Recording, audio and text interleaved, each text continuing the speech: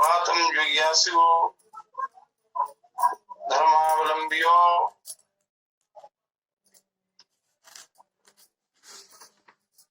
कर्मण्यश्चैव बोधव्यम बोधव्यम च विकर्मणा अकर्मण्यश्चैव बोधव्यम ज्ञान कर्मणो गति।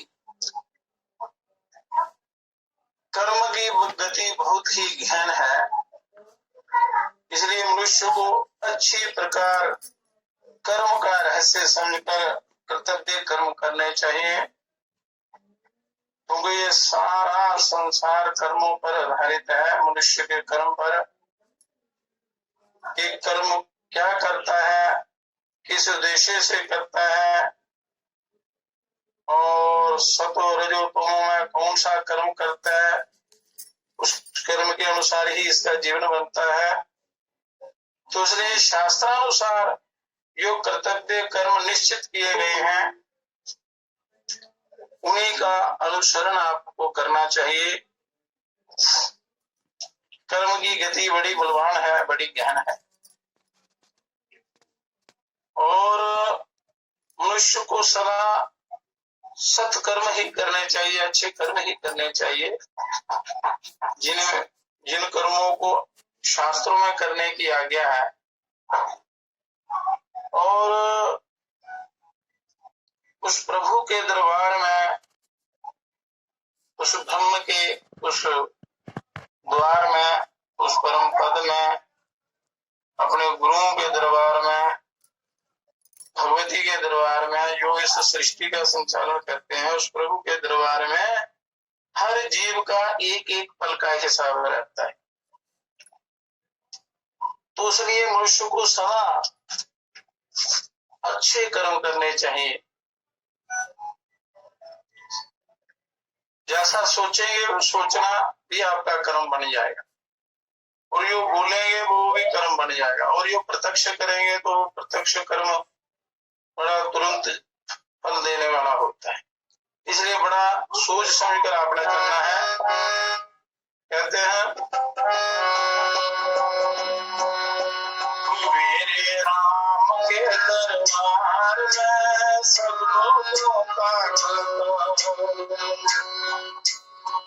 मेरे गुरुओं के दरबार में सब लोगों का, मेरी मैया के दरबार में सब लोगों का। जितना जिसके भाग्य में होता उतना ही मिल पाता है। राम के दरबार में सब लोगों का, मेरी मैया के दरबार में सब लोगों का। श्री राम जय राम जय हरि ओम जय ओम हरि हरि ओम हरि ओम हरि ओम हरि हरि ओम हरि ओम हरि हरि ओम। मेरे राम के दरबार में सब लोग, मेरे गुरु के दरबार में सब लोगों का।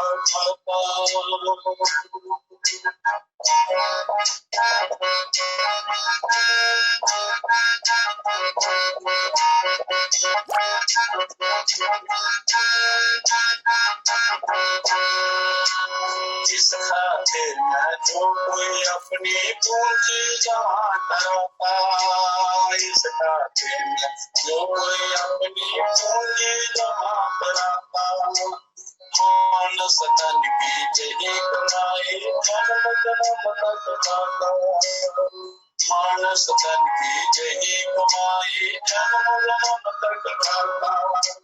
मानुष से जो बने देवता ऊंचे पद को पाता, मेरे राम के दरबार में सब लोगों का खाता, मेरे गुरु के दरबार में सब लोगों का खाता।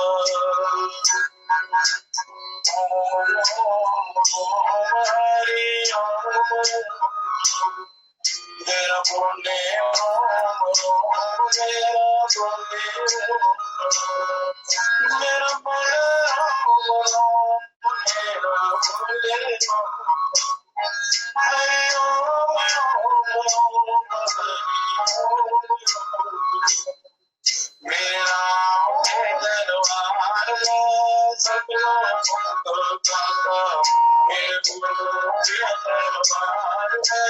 सब लोगों का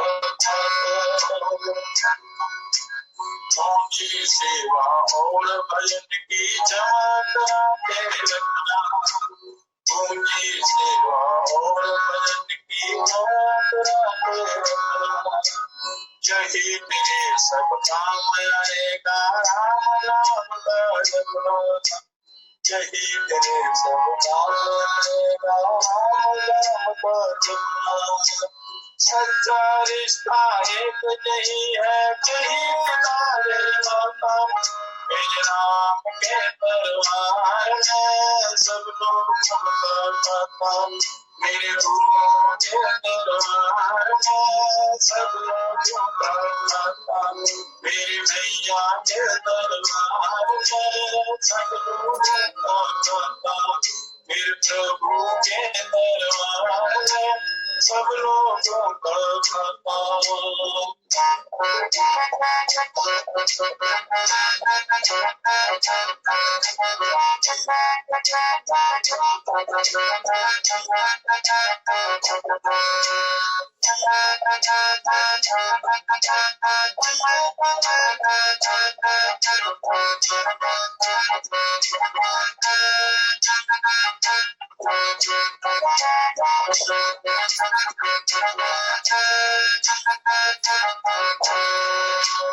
जिन चरणों से जोड़ के देखो प्रेम प्यार का नाता, जिन चरणों से जोड़ के देखो प्रेम प्यार का नाता, मानुष की चरण धूल से भवसागर तर जाता, मानुष की चरण धूल से भवसागर तर जाता, जिन चरणों में अमृत सागर जो पी जाता, मेरे राम के दरबार में सब लोगों का खाता, मेरे गुरुओं के दरबार में सब लोगों का खाता।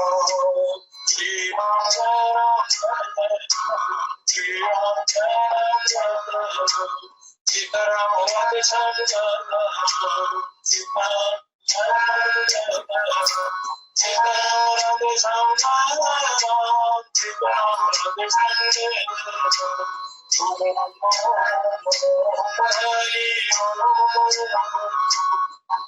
मेरा तूने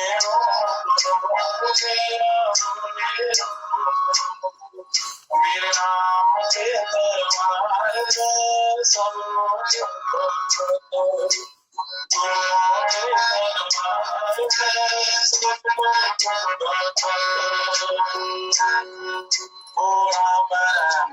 दाता है तू झोली अपनी भरवाया, राम रहम का दाता है तू झोली अपनी भरवाया, फल की इच्छा छोड़ बंदे सेवा भक्ति करता जाओ, फल की इच्छा छोड़ सेवा भक्ति करता जाओ, रोम में राम रमता सर्वा वाली पिलाता, मेरे राम के दरबार में सब लोगों का छापा, मेरे गुरुओं के दरबार में सब लोगों का छापा।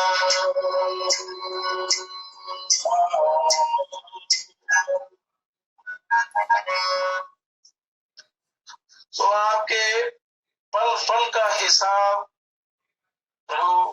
प्रभु के पास है, उस परमात्मा के पास, सदगुरुओं के पास, वो महामाई जगन्नाथ जगदम्बा, इनके पास सब जीवों का पल पल का हिसाब रहता है। इसलिए कर्म जो हैं वो बड़ी सोच समझ कर करने हैं। कर्मों की जो करने की कुशलता है उसे योग कहते हैं। तो योग के द्वारा ही कर्मों में कुशलता आती है। योग है कर्मसु कौशलम।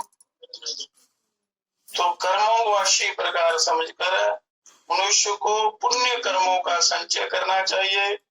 पूंजी सेवा और भजन की, कोई ये धन नहीं, सेवा और भजन, भजन ध्यान साधना जो भी उपाय आप आत्म कल्याण करने के लिए करते हैं वही असली पूंजी है। पूंजी सेवा और भजन की यमा करा के रखना, यही तेरे सब काम आएगा। राम नाम का जपना, प्रभु का ध्यान करना, साधना करना, जप करना इत्यादि शास्त्रानुसार जीवन बनाना, यही पूंजी है, यही इकट्ठी करनी है आपने।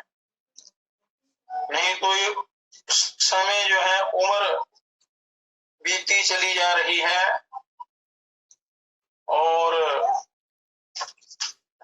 जो मौका हाथ से निकला जा रहा है, बुढ़ापा आ रहा है, मृत्यु का कोई पता नहीं कब आ जाए, और समय रहते रहते आप अपना कल्याण कर लें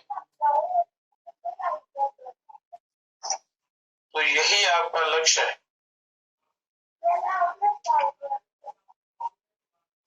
राम रहम का दाता है, तू झोली अपना करता जा, फल की इच्छा छोड़ दे बंदे, सेवा भक्ति करता जा। निष्काम कर्म करेंगे तो आपको योग सिद्धि प्राप्त होगी, अनंत फल मिलेगा जिसका नाश नहीं होता। अगर आप कामना करेंगे, इच्छा करेंगे तो किए हुए पुण्य का वो फल सीमित हो जाता है, नाशवान हो जाता है, उससे कल्याण नहीं होता। अगर सेवा भक्ति या कोई आप करते भी हैं तो उसका बखान नहीं करना चाहिए। अगर सेवा करके आप बोल देंगे कि मैंने ये किया वो किया, अहंकार हो जाएगा तो कर्मों का फल जो है वो बदल जाएगा, वो नाशवान हो जाएगा और उसका अच्छे बुरे का फल थोड़ा भोगना पड़ेगा और उसका फल वही समाप्त हो जाएगा, वो कल्याण में सहायक नहीं होता। इसलिए कर्म बड़ी कुशलता से करने हैं। वो कर्मों में कुशलता आपको अच्छी संगति से आएगी, अंतःकरण बुद्धि शुद्ध होगी तो आपका कर्म सुधरेगा। और अन्नानुसार कर्माणि बुद्धि कर्मानुसारता, यादृशं बुद्धंते अन्नं बुद्धिर्भक्ति तादृशी।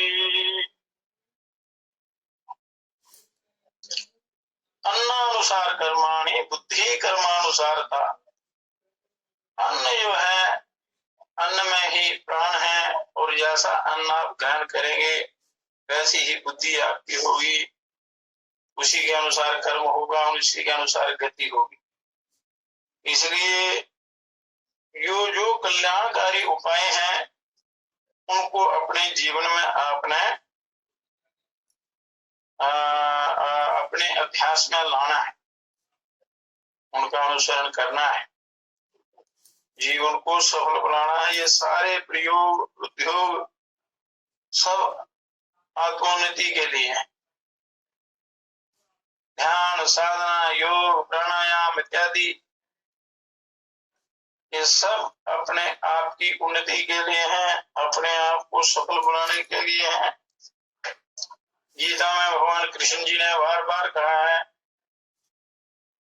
कि मनुष्य को अपने द्वारा अपना कल्याण करना चाहिए, अपना पतन नहीं।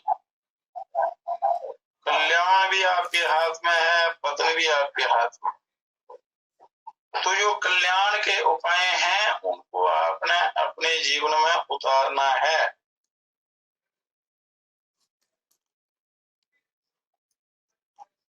तो ईश्वर का चिंतन करना है। समय बीत रहा है, पल पल जाया हो रहा है, बहुत ही कीमती है एक एक श्वास। करो मन जाप श्वासों का सदा जो आप होता है।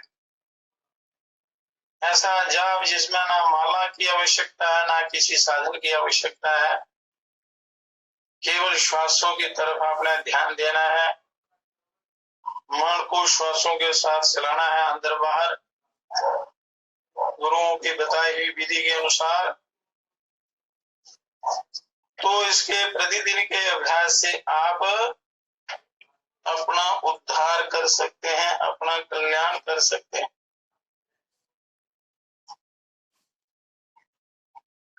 अब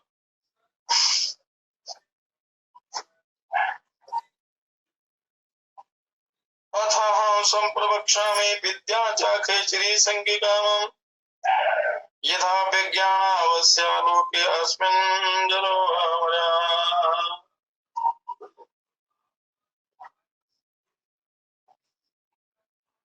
अपने आप की उन्नति के लिए, आत्मोद्धार के लिए योग में वर्णन मुद्राओं का भी यदि आप अभ्यास करें तो आपका आलस्य, प्रमाद, तंद्रा, निद्रा दूर होगी। ये सभी योग में विघ्न है, आत्म कल्याण में विघ्न है। तो उनको दूर करने के लिए आपको अभ्यास करना है। क्योंकि अगर शरीर में कोई भयंकर बीमारी हो गई और कोई उपाय कारगर सिद्ध ना हो तो शरीर से हाथ धोना पड़ता है, शरीर चला जाता है, फिर मनुष्य को और जन्मों और जन्म धारण और शरीर धारण करने पड़ते हैं। फिर कौन सा शरीर मिलेगा कोई पता नहीं। मनुष्य का मिल गया तो इसमें साधना हो सकती है, कहीं दूसरा मिल गया तो बड़ा मुश्किल होता है। इसलिए शरीर की अनदेखी नहीं करनी है, बेपरवाही नहीं करनी है, सावधानी से इसको आपने सुरक्षित रखना है, बीमारियों से बचाना है और भजन के योग्य बनाना है। तो इसलिए जो आलस्य प्रमाद में अपने जीवन की परवाह नहीं करते तो समझो आत्महत्या करते हैं। तो शास्त्रों में बड़े उपाय हैं। आचार्य लोग, गुरुओं के पास युक्तियां हैं, उनको ग्रहण करके जीवन को पवित्र बनाना है और बीमारियों से, व्याधियों से बचाना है। भजन के लिए इसको सुरक्षित रखना है, उपयोगी बनाना है। तो इसमें कई प्रकार की साधनाएं हैं। तो इसमें खेचरी मुद्रा आती है। खेचरी मुद्रा से भी आप अपने आप को स्वस्थ रख सकते हैं, आत्मज्ञान प्राप्त कर सकते हैं। खेचरी विद्या इस प्रकार है जिसे जानने के बाद व्यक्ति अजर अमर हो जाता है। ये योग, जिसके अंदर योग की इच्छा हो, जिज्ञासा हो, तो उनको जान सकता है। मनुष्य आत्म कल्याण की तरफ नहीं जाता, संसारिक जो पदार्थ हैं उनके पीछे भागता है, तो उसको असली ज्ञान नहीं मिलता। आत्मज्ञान प्राप्त करके यदि आप संसार में विचरण करें तो इन संसारिक वस्तुओं का या विषय विकारों का आपके ऊपर कोई प्रभाव नहीं पड़ेगा। जैसे दूध में से घी निकाला जाता है और घी को यदि पानी में डालें या मक्खन को पानी में डालें तो उस पानी में मिक्स नहीं होता, मिलता नहीं। उसी प्रकार जो आत्मज्ञानी लोग हैं, साधक हैं, साधना करके परिपक्व हो गए हैं, यदि वो संसार में विचरण करते भी हैं तो वो मक्खन की तरह रहते हैं। जैसे पानी में मक्खन या कमल का पत्ता रहता है, कमल के पत्ते को जल गीला नहीं कर सकता। उसी प्रकार जो सिद्ध पुरुष हैं, साधक हैं, जिन्होंने आत्मज्ञान प्राप्त किया है, संसार में रहने पर भी संसार उनका कुछ नहीं बिगाड़ सकता, ये भोग नहीं बिगाड़ सकता। दूध को यदि पहले ही पानी में मिला दें या पानी दूध में मिला दें तो क्या होता है, फिर दूध की ताकत खत्म हो जाती है, वो एक हो जाते हैं। और जब वो कच्चा मनुष्य संसार में प्रवेश कर जाता है, जिसने साधना नहीं की है, ज्ञान प्राप्त नहीं किया है, तो इस विषयों के घेरे में आ जाता है। ये पदार्थ उसको घेर लेते हैं, इसका निकलना बड़ा कठिन हो जाता है। इसलिए मनुष्य को इनसे बचने के उपाय करने चाहिए। जो जन्म मिला है इसी में हिसाब किताब कर लेना चाहिए और सच्चा सुख प्राप्त करना चाहिए। जो मनुष्य जरा मृत्यु और रोगों से ग्रसित है वह दृढ़ निश्चय करके खेचरी विद्या का अभ्यास करे। खेचरी विद्या से भयंकर रोग भी दूर हो जाते हैं, क्योंकि ये शरीर बहुत ही अनमोल है, ये दोबारा नहीं मिलता। शरीर का अंग कोई खराब हो जाए तो वो नहीं बनता, और यत्न पूर्वक अपने आप को स्वस्थ रखना है, सावधानी बरतनी है। अपना बुढ़ापा, मृत्यु और रोगों का विनाश करने वाली खेचरी मुद्रा को पृथ्वी पर योग व्यक्ति ग्रंथों के द्वारा, उनके भावों के द्वारा, गुरुओं के द्वारा जानकर अभ्यास करते हो, इसका ज्ञान रखते हो, उन्हें समर्पित होकर गुरु मानकर इनकी शिक्षा ग्रहण करनी चाहिए। ये खेचरी विद्या तथा उसका अभ्यास दोनों दुर्लभ है। ये कोई ज्ञानकार सिद्ध गुरु मिले तो इस विद्या का ग्रहण कर अपने आप को अजर अमर बनाएं और रोगों को दूर भगाएं। और अभ्यास मेलन चैव युग प्रणेव सिद्ध्यति अभ्यास मात्र निर्ताना बिंदन्ते मेलनम। इस खेचरी विद्या का अभ्यास और मेलन मतलब साधन साथ साथ सिद्ध होता है। केवल अभ्यास करने से मेलन की सिद्धि प्राप्त नहीं होती है, मेलन वाली सिद्धि प्राप्त नहीं होती। हे ब्राह्मण, अभ्यास की खेचरी की सिद्धि के लिए क्रिया के अभ्यास के साथ साथ इसकी सिद्धि का प्रयोग करने का विधान है, जो गुरुओं द्वारा बताई जाती है। मेलन के अंतर्गत मंत्र अथवा गुरु के माध्यम से प्राण शक्ति को शिव शक्ति के साथ संयुक्त करके, प्राण शक्ति आपके अंदर प्राण शक्ति है, श्वास जो लेते हैं, इनको शिव शक्ति के साथ संयुक्त करने का विधान कहा गया है। और अपने ही अंदर आपके पास सारे साधन मौजूद हैं शरीर में, कहीं कोई सामान सामग्री की आवश्यकता नहीं पड़ती। तो अभ्यासम लभते ब्रह्मं जन्म जन्मांतरे क्वचित मेलनं तत्तु जन्मना शतान्ते अपि न लभ्यते। ये ब्राह्मण किसी जन्म में अभ्यास तो मिल जाता है, पर मेलन सैकड़ों जन्मों में भी नहीं मिलता। सिद्धि मेलन मतलब सिद्धि सैकड़ों जन्मों में भी नहीं मिलती। भय के सहित बहुत जन्मों में साधना करने पर भाव के सहित, आपके पवित्र भाव है, श्रद्धा भाव बहुत जरूरी है अपने कल्याण में। बहुत जन्मों के में साधना करने पर किसी जन्म में योगी को वो सिद्धि प्राप्त होती है, वो मेलन प्राप्त होता है। यदा तो मेलन योगी लभते गुरु भक्त तदा तद सिद्धिम आपनोति युक्ता शास्त्र शास्त्र संततौ। ये साधक जब गुरु के श्रीमुख से मेलन मंत्र ग्रहण करता है, ईश्वर की प्राप्ति के का जो प्रक्रिया है उस मंत्र को ग्रहण करता है और शास्त्रीय परंपरा अनुसार साधन करता है, तब कहीं सिद्धि मिलती। तो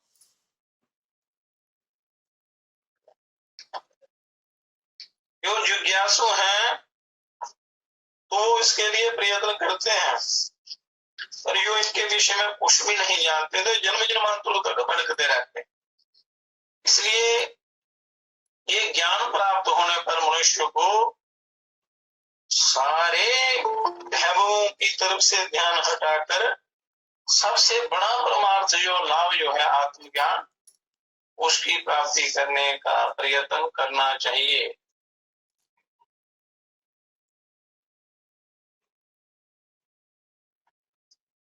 तो ग्रंथों के निर्देशानुसार अथवा उसके भावानुसार जब विधिवत जानकर मेलन को प्राप्त कर लेता है, उस सिद्धि को प्राप्त कर लेता है, तब साधक संसार सागर से मुक्त होकर शिव रूप हो जाता है।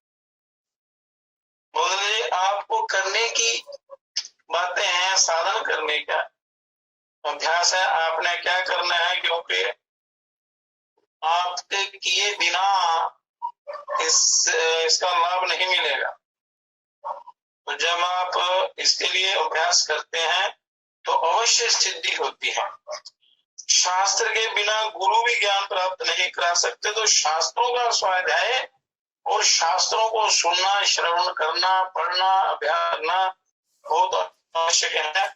इसलिए हे मुनि, शास्त्र का प्राप्त होना जरूरी है, क्योंकि ये शास्त्र बहुत महत्वपूर्ण है। और जो गुरु और शास्त्र दोनों मिल जाए तो परम कल्याण हो जाता है, तो कल्याण बड़ा जल्दी होता है। यावन्न लभ्यते शास्त्रं तावद्धा पर्यटेति यदा संलभ्यते शास्त्रं तदा सिद्धि करे स्थिता। साधक यदि साधक को चाहिए, जो साधना करता है उसको चाहिए कि जब तक शास्त्र को प्राप्ति ना हो जाए तब तक धरती पर घूम घूम कर उसे ढूंढना चाहिए, और सच्चा शास्त्र ज्ञान प्राप्त हो जाने पर हाथों हाथ सिद्धि प्राप्त हो जाती है, तो जीवन सफल हो जाता है।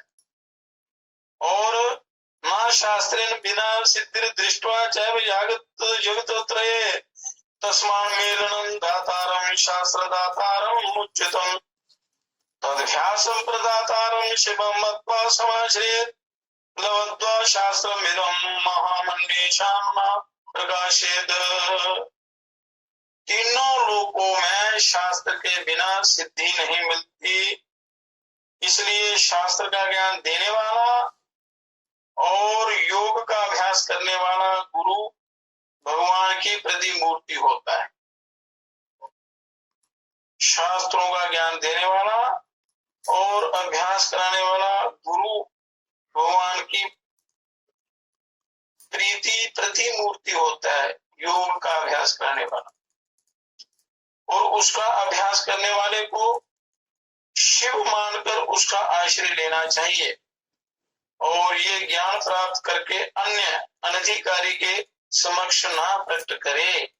जो अनधिकारी है, जिनको ना ये जिज्ञासा है, ना इस ज्ञान का जो आदर करते हैं और ना इच्छा प्रकट करते हैं ज्ञान की, तो उनके सामने ये दिव्य ज्ञान प्रकट नहीं करना, ये जिज्ञासु के सामने ही प्रकट करना चाहिए।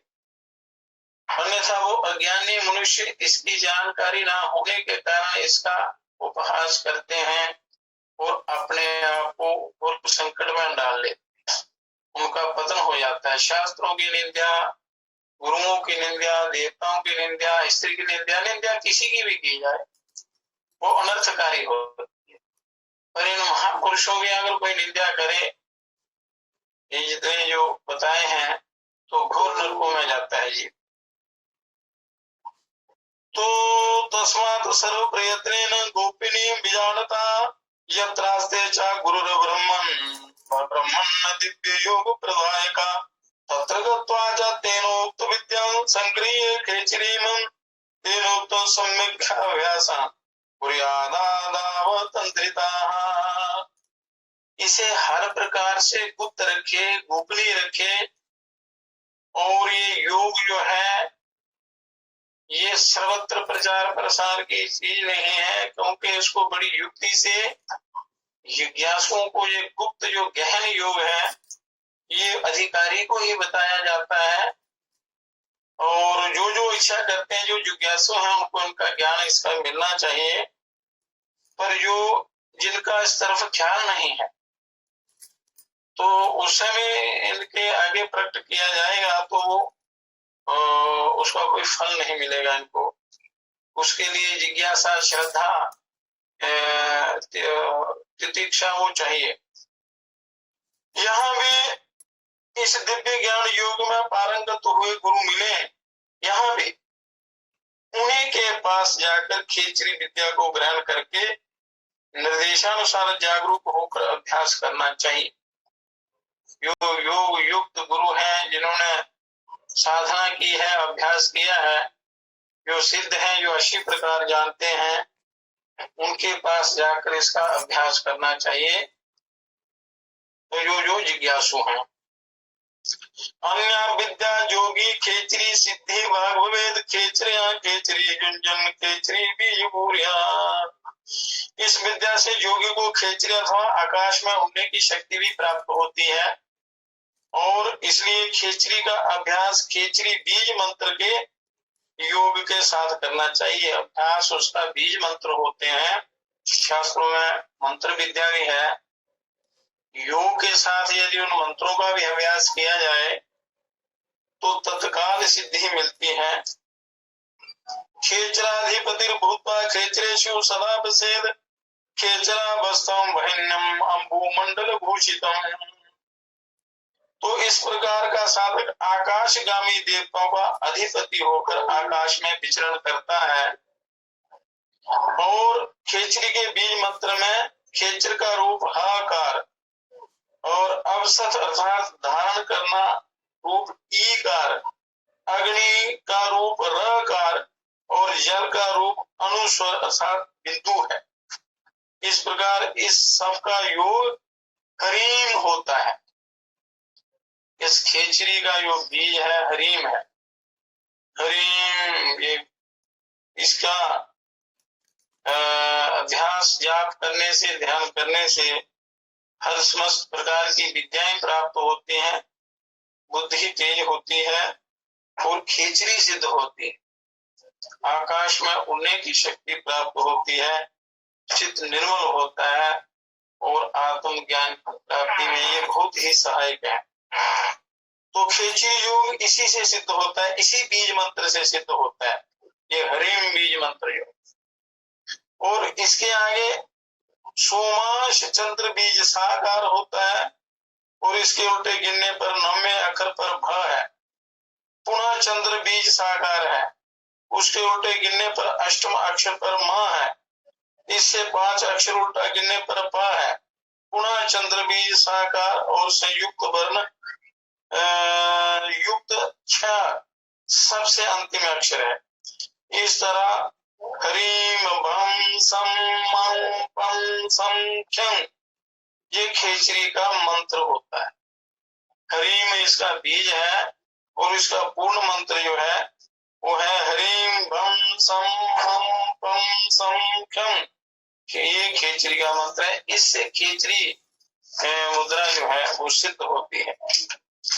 तो गुरुपदेश लभ्यम च सर्वयोग प्रसिद्धिदम यतस्य देहजा माया निरुद्ध करणाश्रया स्वप्ने अपि न लब्धे तस्य नित्यं द्वादश यद्यदा या इमा पंच लक्षाणि जपेदपि सुयंत्रिताः तस्य श्री खेचरी सिद्धि स्वयमेव प्रवर्तते नश्यन्ति सर्वविघ्नानि प्रसीदन्ति च देवता।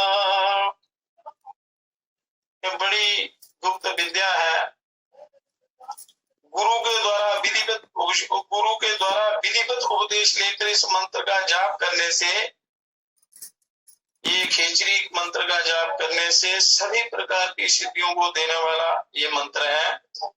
इस मंत्र का प्रतिदिन 12 बार जाप करने से देह में स्थित माया का स्वप्न में भी प्रभाव नहीं होता। अगर 12 बार इस मंत्र का प्रतिदिन जप कर लें तो देह में स्थित जो माया है, ये विकार है, इनका असर अपने पर नहीं पड़ता, स्वप्न में भी प्रभाव नहीं पड़ता। इस मंत्र का जो नियम पूर्वक 5 बार जप करता है उस व्यक्ति की खेचरी स्वयं सिद्ध हो जाती है। अगर नियमानुसार बिना त्रुटि के ये जप किया जाता है तो खेचरी विद्या सिद्ध हो जाती है तथा उसके जीवन के सभी विघ्न समाप्त हो जाते हैं और उसे देवताओं की प्रसन्नता प्राप्त होती है। ये योग की सिद्धि है। अनेक प्रकार के हैं, जिसके लिए जो उपयुक्त हो, जो आसानी से मनुष्य जिसका मन लग सके और उसको निभा सके, अच्छी प्रकार कर सके, तो उसमें सिद्धि मिलती है। तो शरीर में बड़ी झुर्रियों और पक्के केश जैसे लक्षण समाप्त होते हैं अगर इसका अभ्यास किया जाए, और वृद्ध भी युवा हो जाता है। इसमें शंका नहीं करनी चाहिए। इसलिए इस महाविद्या का भलीभांति अभ्यास करना चाहिए। और हे ब्राह्मण, ऐसा ना करने से इस खेचरी की सिद्धि नहीं होती, कष्ट उठाना पड़ता है। और सम्यक प्रकार से अभ्यास के बाद भी यदि सिद्धि ना मिले तो भी मार्गदर्शक के द्वारा निर्देशित मार्ग का त्याग ना करे। यदि सिद्धि ना मिले तो कोई अपने में अभ्यास में कमी समझनी चाहिए, पर जो मार्ग बताया जाता है उसमें कोई कमी नहीं होती। और अभ्यास कैसा करते हैं, किस प्रकार करते हैं, कितनी श्रद्धा और लगन के साथ करते हैं, उस पर आधारित होता है। निरंतर इसका जप करना चाहिए। बिना उपयुक्त मार्गदर्शक के सिद्धि संभव नहीं है। बिना उपयुक्त मार्गदर्शक के बिना सिद्धि नहीं होती। तो मार्गदर्शक अगर कोई उच्च कोटि का है तो एक खेचरी सिद्ध हो जाती है। अब आगे सबसे पहले साधु गुरु के निर्देशानुसार, जैसे गुरु बताएं, तालू के मूल स्थान को 7 दिनों तक घिसे। तालू के मूल स्थान को उंगलियों से, अंगूठे से घिसे, जिससे उसका मैल दूर हो जाए। शरीर में जो कफ इत्यादि जम जाता है और जो भी खाते पीते हैं या अंदर से जो मल जमा हो जाते हैं, तो इनको अच्छी प्रकार इनका दोहन करना चाहिए। मर्दन करके अच्छी प्रकार इनको शुद्ध करना है। इसके बाद थोहर के पत्ते की तरह तीक्ष्ण धार युक्त किसी पवित्र औजार से जीवा के नीचे के जबड़े से जीव को जोड़ने वाले तंतु को बाल के बराबर गुरु से कटाए या स्वयं कटे। एक तरीका तो ये है, और ये थोड़ा कठिन तरीका है। बिना गुरुओं के मार्गदर्शन के ये नहीं करनी चाहिए। इसे जीवा को लंबा करना होता है। जीवा लंबी हो जाए, तालू उलट कर यदि ये तालू में लग जाए, इसको उल्टा करके अंदर तालू में ये जीवा लगनी चाहिए, उसका द्वार बंद होना चाहिए, तो इतनी लंबी होनी चाहिए। तो इसका एक तरीका ये है। और हरण और सेंधा नमक का चूर्ण कटे हुए स्थान पर 7 दिन तक बुरकता रहे। हरण और सेंधा नमक जो है वो बड़ा जल्दी जख्म लाते हैं और जो सूक्ष्म हमारे मर्म स्थान है उनके लिए बहुत ही लाभदायक होते हैं। इसके बाद पुनः उसी प्रकार बाल मात्र तनिक सा काटे हफ्ते के बाद, ताकि जो जीवा का बंधन है, जकड़न है, ये दूर हो जाए, जीवा लंबी हो जाए। 1-2 तरीका ये है। इस तरह लगातार 6 महीने प्रयास करने से जीव का संबंध कट जाता है निचले जबड़े से। तो एक खेचरी मुद्रा का एक विधान ये है। अथ बागे ऐश्वरी धाम शिरो वस्त्रन बेष्टित क्षणरुत्कर्षेद योगी कालवेला विधानापित पुनः क्षणमासमात्रेण नित्य संघर्षणान्मुने घोर मध्यावधि चाप्यते तिर्यकर्णं वेलावधि अधश्वं चुम्बकं मूलं प्रयाते क्रम चालिता पुनः संसरणा तु तृतीया देवलीलिया तेषां तुमूर्ध्वं क्रमति शाखावधिमूर्धने पदस्तात् कण्ठकूपान्तं पुनर्वर्षत्रयेन तु ब्रह्मरन्ध्रं समावृत्य तिष्ठदेव न संशया तिर्यकचूर्णितलं याति अधा कंठ विलावधि। तब जीवा के अगले वाले हिस्से में वस्त्र लपेटकर धीरे धीरे बाहर की ओर दोहन करना चाहिए। धीरे धीरे उसका दोनों हाथों की उंगलियों से इसका दोहन करना चाहिए।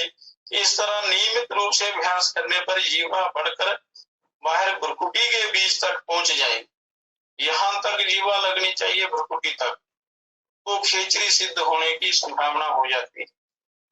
तथा और ज्यादा अभ्यास होने पर दोनों बगल कान तक पहुंचने लगती है, बाहर निकलने पर ठोड़ी तक पहुंच जाएगी। इस प्रकार अभ्यास को यदि बराबर 3 वर्ष तक बनाए रखा जाए तो जीवा सिर के बालों तक पहुंचने लग जाती है। और इस प्रकार अभ्यास करते रहा जाए तो जीव बगल में कंधे तक और नीचे कंठकूप तक, ये कंठकूप है जहां तक पहुंच जाती है। आगे और 3 वर्षों तक इसका अभ्यास किया जाए तो ये गर्दन के पीछे की ओर नीचे कंठ के अंतिम भाग तक पहुंच जाती है। और इस प्रकार जीवा सिर के ऊपर ब्रह्म रंध्र तक पहुंचकर उसे ठग लेती है, इसमें कोई संशय नहीं है। अगर जीवा बड़ी, एक तो इसको जीवा को काटने का विधान है नीचे से इसका तंतु, तो कठिन मालूम होता है। दूसरा इसका है कि इस जीवा का दोहन अच्छी प्रकार जब स्नान करने से करते समय या स्नान करने के बाद भी इसका दोहन कर सकते हैं। अच्छी प्रकार जीवा को दोनों हाथों की उंगलियों से इसको मलना है, हल्का हल्का खींचना है और बीच बीच में इसको मक्खन लगा के इसकी मालिश करके तो इसका खींच बाहर लंबी करने का अभ्यास करना है। तो इसमें धीरे धीरे करना है ये सब और युक्ति से करना है, गुरुओं से सीख कर करना है तो ये जिह्वा लंबी हो जाती है, तो किसी भी प्रकार का रोग नहीं होता। तो इसमें सबसे पहली क्रिया होती है जिह्वा मूर्धोति। शरीर शोधन में सबसे पहली क्रिया है जिह्वा मूर्धोति। उंगलियों से जिह्वा को अच्छी प्रकार मूल तक अच्छी तरह मर्दन करना है इसका और इसकी शुद्धि करनी, मल कर इसको अच्छी प्रकार मल के धोना, साफ करना और खींचना धीरे धीरे बाहर। तो इससे कई प्रकार के रोग दूर होते हैं, रोग होने की संभावना नहीं रहती, चित्त प्रसन्न रहता है, शरीर ठीक रहता है और जीवा को अमृत मिलता है पीने को। तो खेचरी मुद्रा को ये थोड़ी कठिन विद्या है, जो सही साधक हैं सदाचारी वो उसको कर सकते हैं। तो शनैः शनैस्तकाञ्चं महावज्र कपाटिकं पूर्व बीजुता विद्या आख्याता च अति दुर्लभम तस्य गणं कुर्वेद तदा कटस्वराधीन्यः कुर्यादेवं करण्या संस्कार सिद्ध्यादि हेतवे। तीसरा क्रमशः अभ्यास करने पर जीवा ब्रह्मरंध्र का भेदन कर सकती है। सभी बीजाक्षरों को विधि सहित ये विद्या बहुत कठिन है और वो इसमें कहे हुए शाह बीजाक्षरों के से करन्यास और 6 अंगों का न्यास करने से ही पूरी सिद्धि मिल सकती है। उसकी विधि पूरी अच्छी प्रकार से कर इसका अभ्यास करना है। ये अभ्यास बड़ी सावधानी से धीरे धीरे क्रमशः करना चाहिए और जल्दी जल्दी किया गया अभ्यास शरीर को हानि पहुंचा सकता है। कोई भी अभ्यास करना है अपने बड़े धैर्य से, धीर बुद्धि से, स्थिर बुद्धि से शांत होकर करना है, वो तो जल्दी सिद्धि मिलती है। इसलिए इसके अभ्यास में जल्दी नहीं करनी चाहिए। यदि बाह्य विधि से जीवा ब्रह्म विवर में प्रवेश कर जाए तब उंगली के अग्रभाग से उठाकर उसे विवर के भीतर कर देना चाहिए। जब दोहन चालन दोहन ये भी एक तरीका है, इसको चलाना, जीवा को दोहन करना, उससे भी लंबी होती है और पीछे लग जाती है। तालू के पीछे नासिका से जुड़ी हुई गले का मार्ग गले में खुलता है और उसे तालु मूल कहा गया है। इस तालु मूल में लगा हुआ लोल चक्र या तालु चक्र कहा जाता है। इसका सीधा संबंध सहस्रार बिंद से और ब्रह्मरंध्र से है, दिमाग से है। तालु मूल में खुलने वाले उक्त मार्ग के प्रवेश स्थल को ब्रह्म विवर कहा जाता है। ब्रह्म विवर कहते हैं उस तक जीव ये पहुंचानी होती है। 3 वर्ष तक इस तरह अभ्यास करने पर जीवा का प्रवेश ब्रह्म द्वार में हो जाता है और जीवा के वहां प्रवेश कर जाने पर विधिवत उसके द्वारा मंथन करना चाहिए। ऐसे कई योग्य साधक होते हैं जो मंथन के बिना ही खेचरी सिद्ध कर लेते हैं, जो बड़ी लगन से, बड़ी श्रद्धा से, बड़ी प्रेम से करते हैं। उन का अभ्यास भी सिद्ध होता है, गुरुओं की कृपा भी होती है ईश्वर की कृपा भी होती है तो ये क्रिया सिद्ध हो जाती है। परंतु जिन्होंने खेचरी मंत्र सिद्ध कर लिया है वे ही मंत्र के बिना सिद्ध कर पाते हैं। नहीं, जिन्होंने मंत्र का अभ्यास किया जो पीछे बताया, अगर वो मनुष्य जाप करते हैं, सिद्ध कर लेते हैं, तब उनको ये प्राप्त होती है। तो इसलिए इस विद्या को सिद्ध गुरुओं से प्राप्त करके ही इसका अभ्यास करना चाहिए, अन्यथा ये सिद्ध नहीं होती है। गुरुओं के बिना गति नहीं होती, गुरुओं के बिना ज्ञान नहीं होता। इसलिए सिद्ध गुरुओं की शरण में जाकर इस योग विद्या का ज्ञान प्राप्त करना चाहिए। योग जुगत हम जानी साधु, योग जुगत हम जानी। योग जुगत प्राप्त करके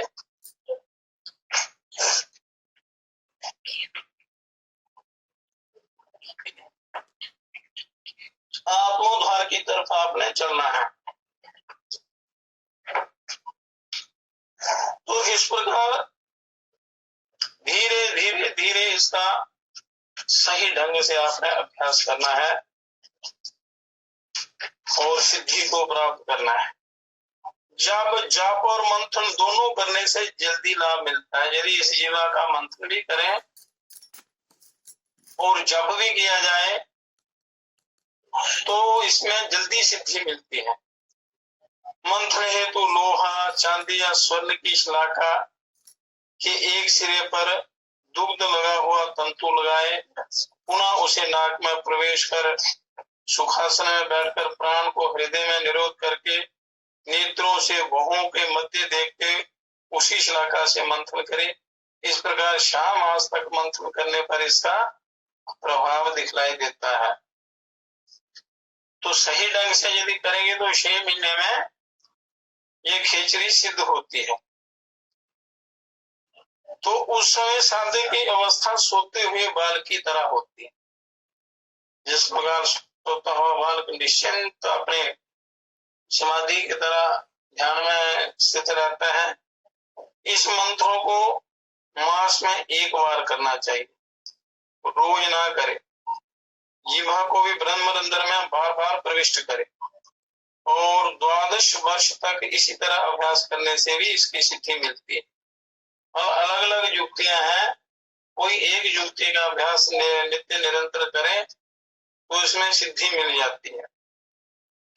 अभ्यास की इस अवस्था में योगी अपने अंतर में पूरे विश्व का दर्शन कर लेता है, क्योंकि जीवा के ब्रह्म विवर में जाने वाले मार्ग में ही ब्रह्मांड की स्थिति है।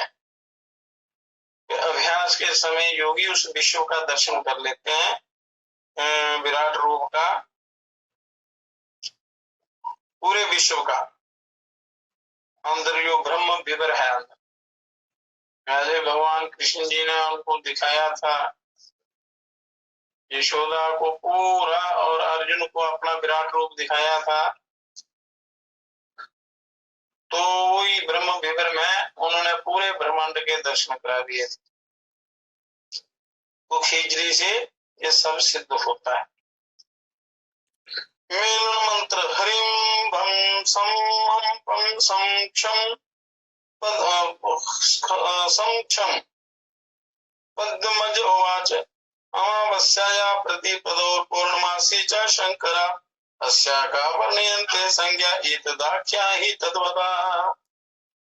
ब्रह्मा जी ने कहा कि खेचरी का मेलन मंत्र हरिम बम सम मम पम सम क्षम है। हे शंकर जी, कृपा करके आप हमें ये बताएं कि साधक के लिए अमावस्या, प्रतिपदा और पूर्णमासी का क्या अभिप्राय है। साधक के लिए अमावस्या, प्रतिपदा और पूर्णमासी का क्या अभिप्राय है। आत्म दर्शन के समय साधक की दृष्टि का वर्णन अब वो बताते हैं शिव जी कि आत्मानुसंधान की साधना के प्रथम चरण में साधक की दृष्टि और स्थिति प्रकाश रहित अमावस्या की तरह होती। जब साधक साधना शुरू करता है, जो उसका पहला चरण होता है, तो उसमें उसकी स्थिति प्रकाश रहित होती है, उस समय वो प्रकाशित नहीं होता है। और द्वितीय चरण में प्रतिपदा, प्रतिपदा कहते हैं अल्प अमावस्या के बाद प्रतिपदा आती है, तो उसमें थोड़ा चंद्रमा का प्रकाश होता है। तो अल्प प्रकाश की प्रतिपदा, अल्प प्रकाश की, तथा तृतीय चरण में पूर्णिमा पूर्ण प्रकाश की होती है। यही कल्याण की स्थिति है। पहले जब साधना करता है तो ज्ञान होता है, फिर साधना प्रारंभ करता है तो बीच में वो उसको थोड़ा थोड़ा ज्ञान होता है, और जब पूर्ण प्रकाश होता है, पूर्णमासी हो जाती है, जब पूरा ज्ञान हो जाता है, उसको पूर्णमासी कहते हैं साधना में।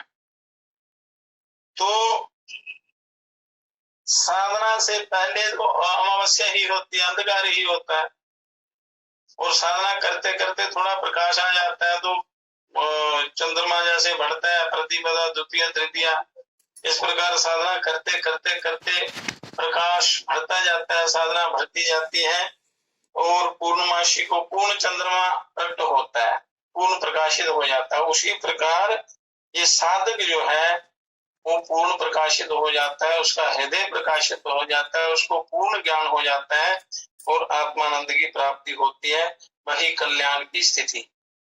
तो ये अभिप्राय है साधना में अमावस्या, प्रतिपदा और पूर्णमासी का। तो कामेन विषयाकांक्षी विषाद काम मोहिता द्वामेव संते नित्य निरंजनम उपाश्रयेत।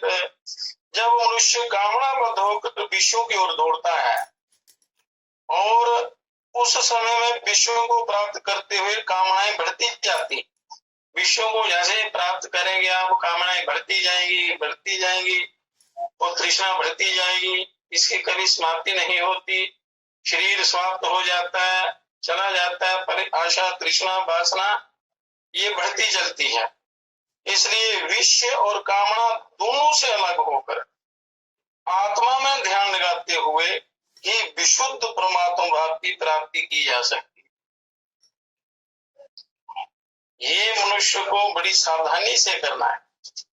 जितने भी साधन हैं आपके कल्याण के लिए, पर इसमें आपकी भावना बड़ी पवित्र उत्तम कोटि की होनी चाहिए। और अपरम संत्यजेत सर्वं यदि चेदात्मनो हितम शक्ति मध्य मनाकृता मना शक्ति मध्यगम।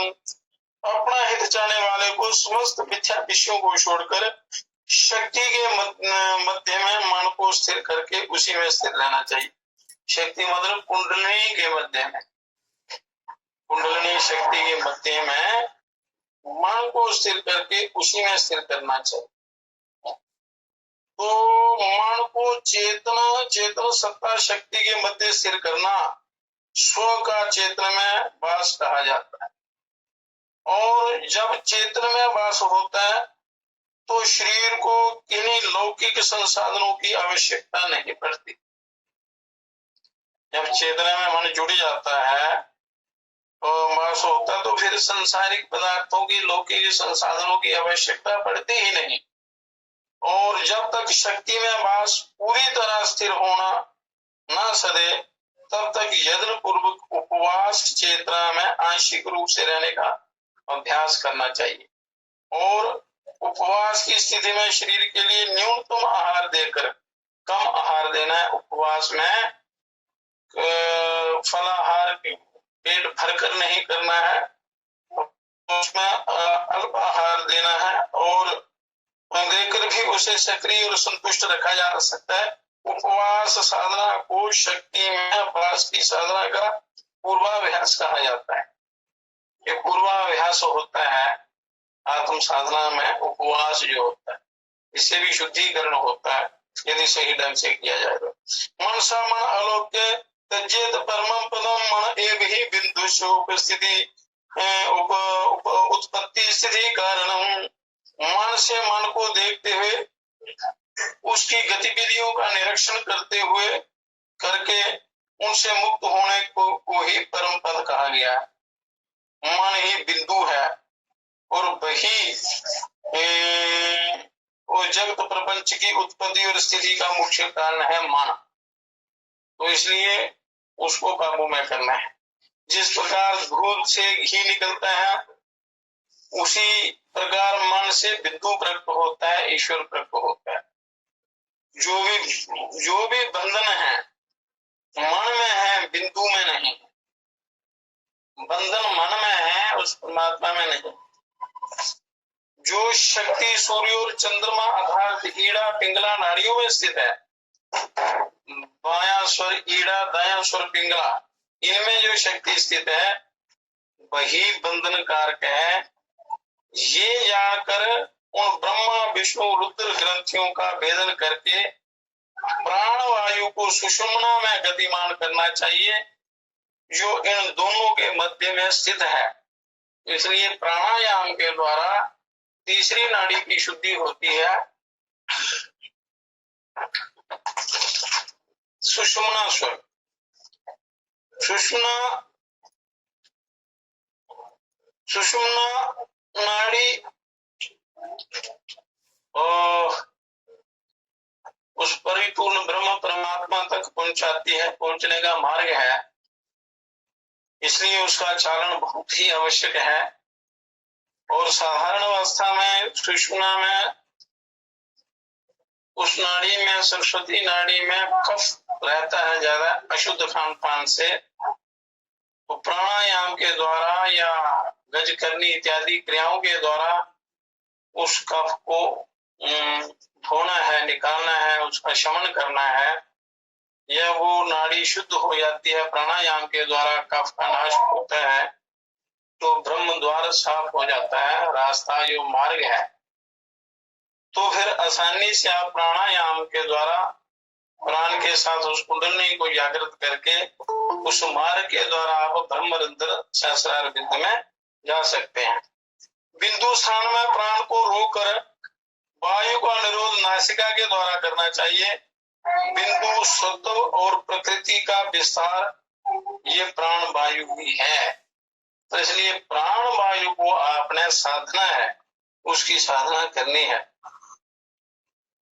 तो आगे आते हैं षट चक्राणि परिगाता प्रविशेत सुख मंडलम मूलाधारम स्वादिष्ठानम मणिपुरम तृतीयम अनाहतम विशुद्धिं च आज्ञा चक्रं च षष्ठकम आधारम गुदमित्युक्तम स्वादिष्ठानम तु लैंगिकम मणिपुरम नाभिदेशम हृदयस्थम अनाहतम विशुद्धि कंठ मूले च आज्ञा चक्रं च मस्तकम।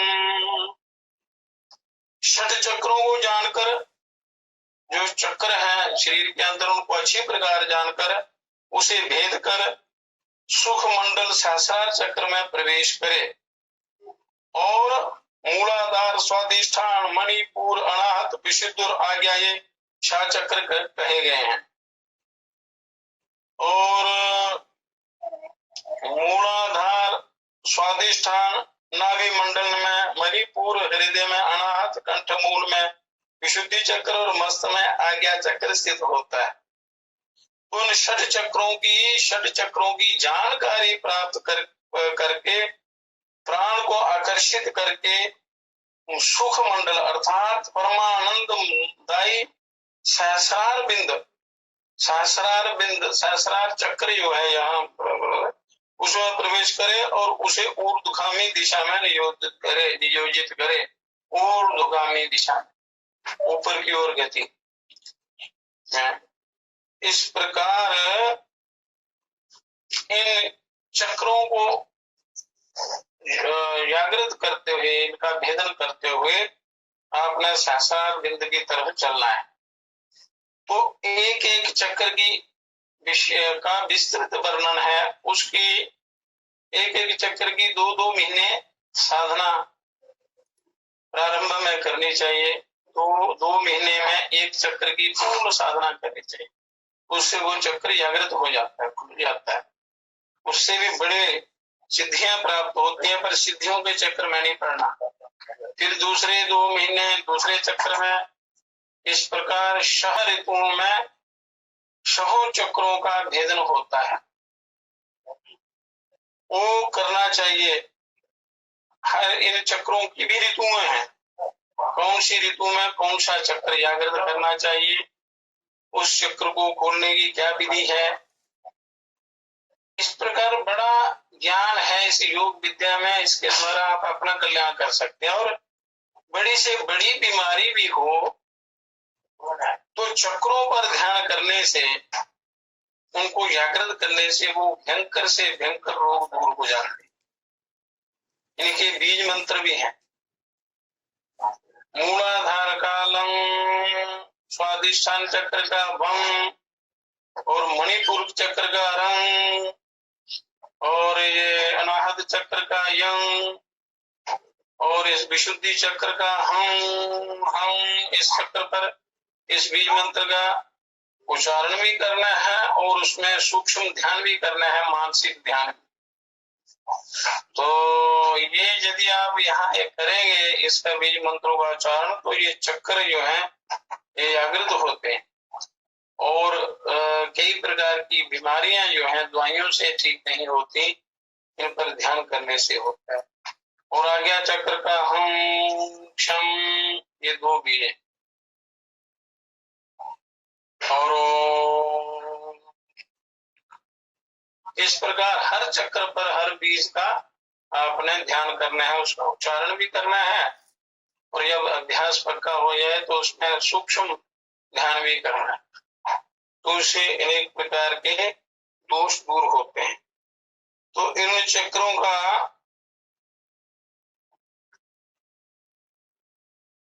पूर्ण वर्णन कल करेंगे।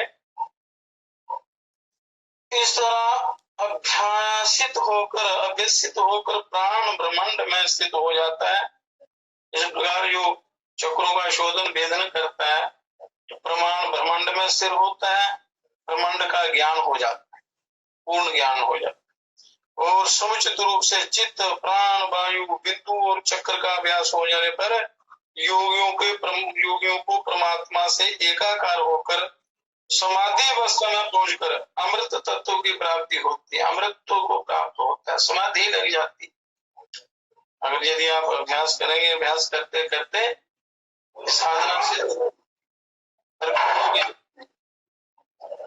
और आप किसी भी आश्रम में हो, कोई भी कहीं भी हो, आप साधना कर सकते हैं, आपका अधिकार है। केवल अपने आलस, तंद्रा, निद्रा और प्रमाद को त्याग कर अभ्यास करना है, मन लगाना है उस तरफ। ब्रह्मांड विश्व की तरफ भागता है, इसलिए वहां मन नहीं लगता, शांति नहीं मिलती। आप साधना करके देखें, इसमें और भी कई सरल युक्तियां हैं मन को वश में करने की। और यदि आप श्रवण पूरे शास्त्रों का कर लें तो अति उत्तम होता है। ये सुनने से भी बड़ा कल्याण होता है। सुनकर उसमें जो आपके दिमाग में बैठता है या मन में अच्छी प्रकार उसका मनन होता है, उसका एक भी बात का अभ्यास करने पर सिद्धि मिल जाती है। तो जिस तरह लकड़ी में अग्नि है परंतु बिना उसको घिसे वह प्रज्वलित नहीं होती, उसी प्रकार बिना निरंतर अभ्यास किए हुए योग विद्या का प्रकाश बाहर नहीं आ सकता। तो इसलिए बिना अभ्यास के ये सिद्धि नहीं मिलती। जिस प्रकार घड़े के भीतर रखा हुआ दीपक बिना उसका भेदन किए बाहर प्रकाश नहीं दे सकता, घड़े में दीपक रखें उसका प्रकाश बाहर नहीं आएगा। और जब आप घड़े को एक तरफ से तोड़ेंगे, उसका भेदन करेंगे, तो दीपक का प्रकाश बाहर आ जाएगा। ठीक उसी तरह शरीर रूपी घड़ के भीतर स्थित ब्रह्म रूपी प्रकाश तब तक बाहर नहीं देखता जब तक गुरुमुख होकर इस शरीर रूपी घड़ का भेदन नहीं किया जाता। गुरुमुखी होना बहुत ही आवश्यक है, वो भी अगर योगी गुरु हो तो परम कल्याण हो जाता है। कर्णधार नाविक रूप गुरु ही इस संसार सागर से पार होने का उपाय है। गुरु ब्रह्मा गुरु विष्णु गुरुर्देवो महेश्वरा गुरुर् साक्षात् परब्रह्म तस्मै श्री गुरुवे नमः।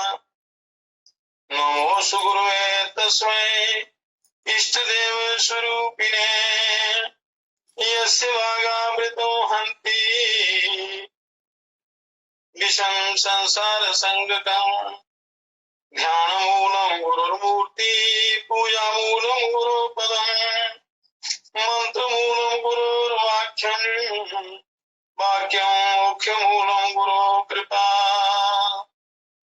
ध्यानमूलं गुरुर्मूर्ति पूजामूलं गुरुपदम् मंत्रमूलं गुरुर्वाक्यम्। गुरुओं का जो मार्गदर्शन है, जो वाक्य है, वही मंत्रों का मूल है, कल्याण का मूल है। जो वो बताते हैं उनके अनुसार आप अपना जीवन अगर बनाएं तो परम कल्याण हो जाता है। इसलिए गुरुओं की शरण में जाकर बड़ी सरलता से, श्रद्धा से, विनम्रता से, अहंकार रहित होकर, अंतःकरण की निर्मलता से उनके पास आपने जाना है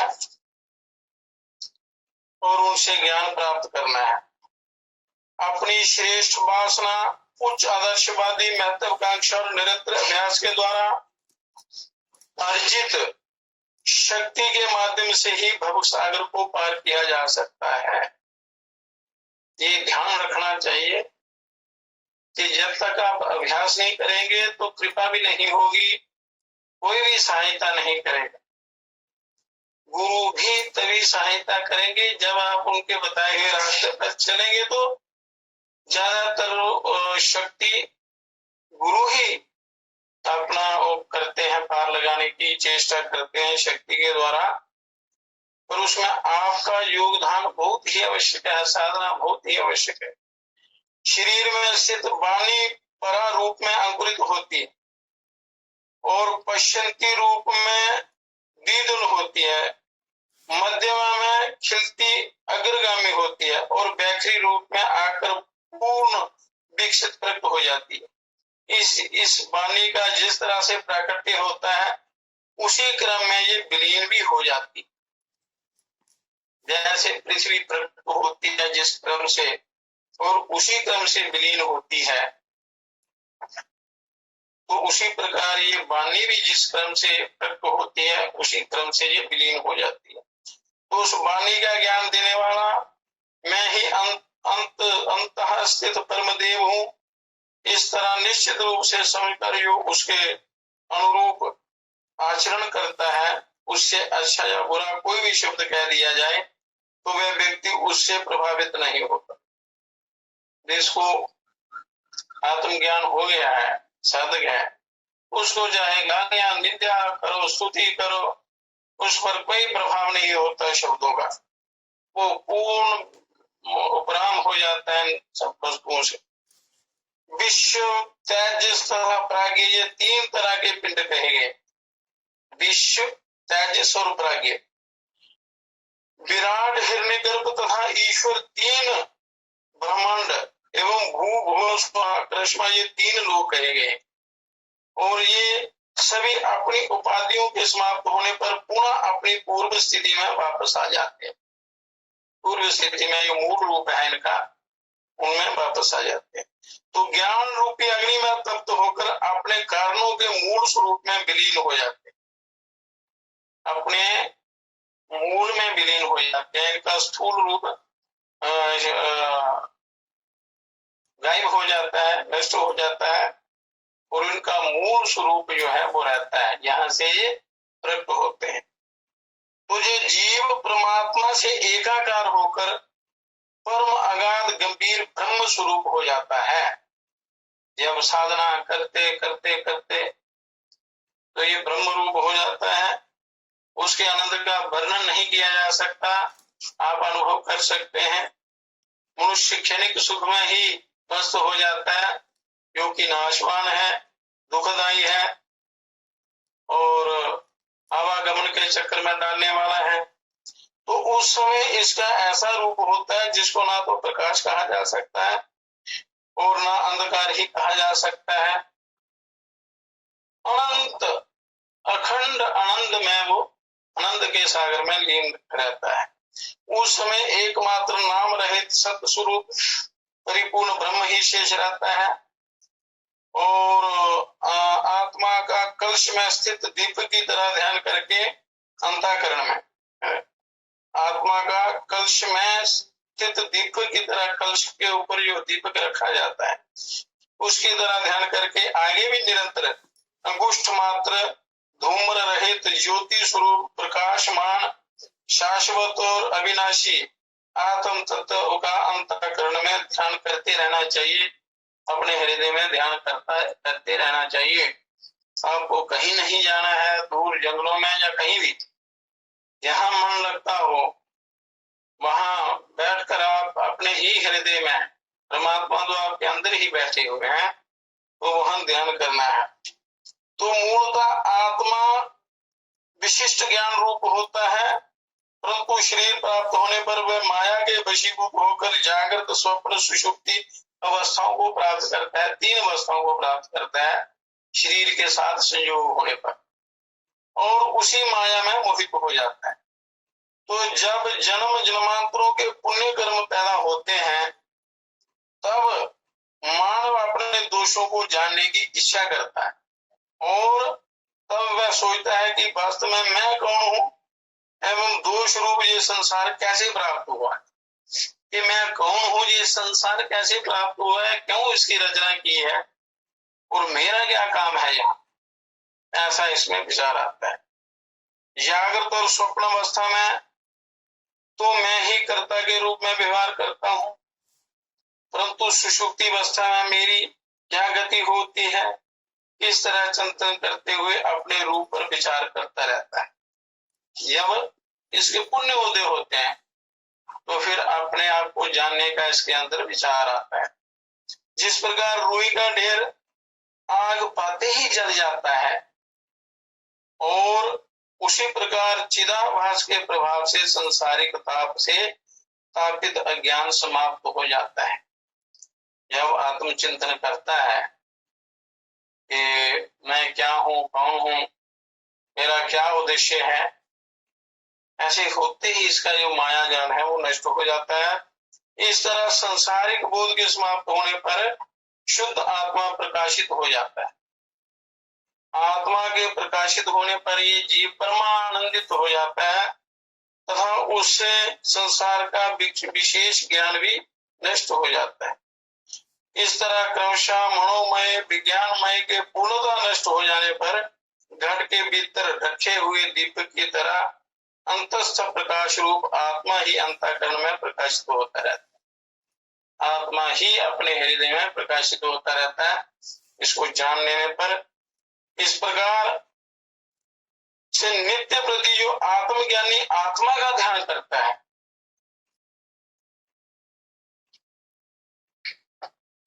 तथा मृत्यु के आने पर भी स्थिर चित्त होकर उस पर ध्यान केंद्रित करता है, ध्यान लगाए रहता है। जब मृत्यु आती है, शरीर के अंग काम करना बंद कर देते हैं, तो उस समय केवल प्राण ही चलता है। तो उस समय जब पहले अभ्यास किया हो तो वो फिर अपने स्वरूप में लगा लेता है ध्यान, अपने स्वरूप में स्थित हो जाता है और उसे जीवन से मुक्ति मिल जाती है। वही विज्ञानी है, धन्य है और कृतकृत्य हो जाता है। इसलिए जीवन मुक्त पदम त्यक्त्वा स्वदेहे काल सात्कृते विश्यत्य देह मुक्त तुम पवनो स्पंदतामिव। जीवन मुक्त का अंतिम समय मृत्यु आने पर शरीर के रहते हुए जीवन मुक्त और शरीर समाप्त होने पर उसी प्रकार विदेह मुक्त हो जाता है। दोनों प्रकार की मुक्ति इसको प्राप्त होती है। जिस प्रकार वायु आकाश में स्पंदन रहित होकर प्रवेश कर जाती है, इसी प्रकार ये जीवात्मा उस ब्रह्म में लीन हो जाता है जो आदि अंत रहित नित्य और महान है तथा जो अटल है और शब्द स्पर्श रूप गंध रस गंध आदि से इन आदि पंच महाभूतों से रहित है, वही विकार रहित परम पवित्र ब्रह्म ही अंत में शेष रहता है। यही ये उपनिषद है। तो इस प्रकार इस योग उपनिषद की आज समाप्ति हुई। कल तैत्तिरीय उपनिषद और दूसरी ब्रह्म ज्ञान की चर्चा और कुछ योग युक्तियों का वर्णन करेंगे, जिससे आप अपने आप को स्वस्थ रख सकते हैं, मन ध्यान में लगता है और अपने आत्मानंद की प्राप्ति होती है। ऐसी युक्तियों का वर्णन कल करेंगे। ओम पूर्णमदः पूर्णमिदं पूर्णात् पूर्णमुदच्यते पूर्णस्य पूर्णमादाय पूर्णमेवावशिष्यते। तो जो कथा आज की है,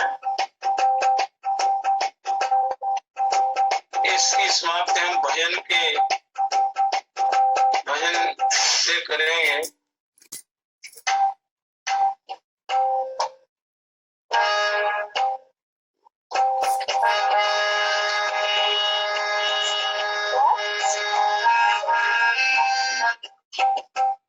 तो इसमें अपने स्वरूप को जानने के विषय में कहा है कि बिना साधना के आप अपने आप को नहीं जान सकते।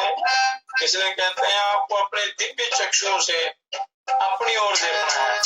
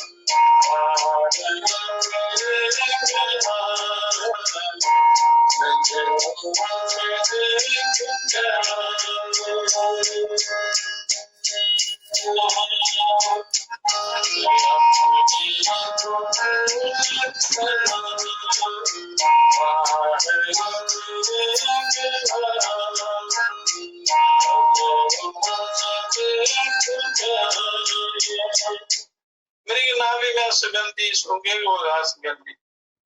मृग की नाभि में कस्तूरी होती है, वहीं से सुगंधी आती है और वो जंगलों में घास फूस में ढूंढता है कि सुगंधी कहाँ से आ रही। उसी प्रकार मनुष्य के अंदर वो परिपूर्ण ब्रह्म परमात्मा विराजमान है, परमानंद के सागर अमृत के सागर हृदय में विराजमान है। पर मनुष्य उनको विश्व भोगों में, इस निंदा चुगली में, विश्व विकारों में, भोगों में ढूंढता है और वहां वो है ही नहीं, है अंदर बैठे हो और संसार में विश्व भोगों में उनकी प्राप्ति नहीं हो सकती। उसी प्रकार मनुष्य जो है अज्ञान के कारण अंधा होकर संसार में भटकता रहता है। तो असली आनंद तो अंदर है पर अंदर झांकता नहीं है। तो उसको कैसे प्राप्त करना है?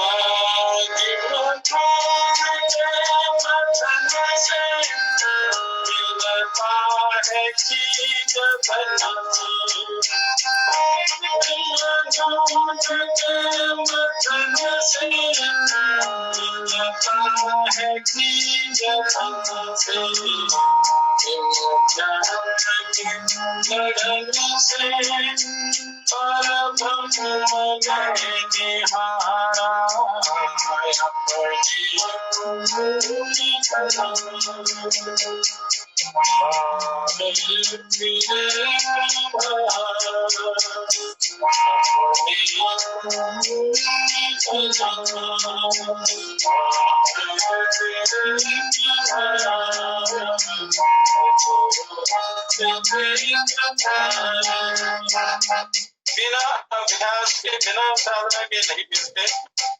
जिस प्रकार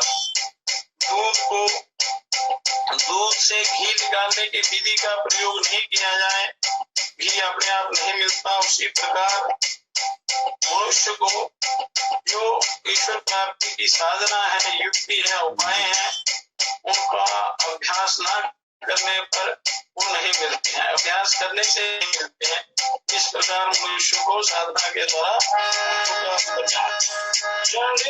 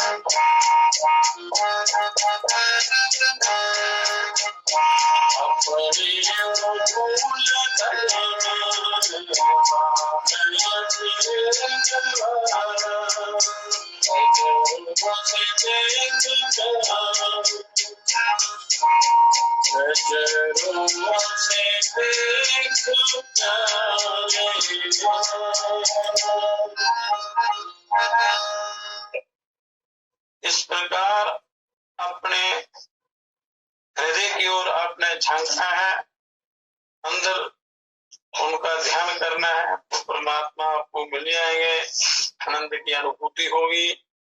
बाकी कल मनुष्य के क्या कर्तव्य हैं, किस प्रकार संसार में रहना है, कैसे अपने परिवार में रहना है, अपने हर व्यक्ति के क्या कर्तव्य हैं और किस प्रकार अपने योग विद्या को प्राप्त करना है, इसकी चर्चा कल करेंगे।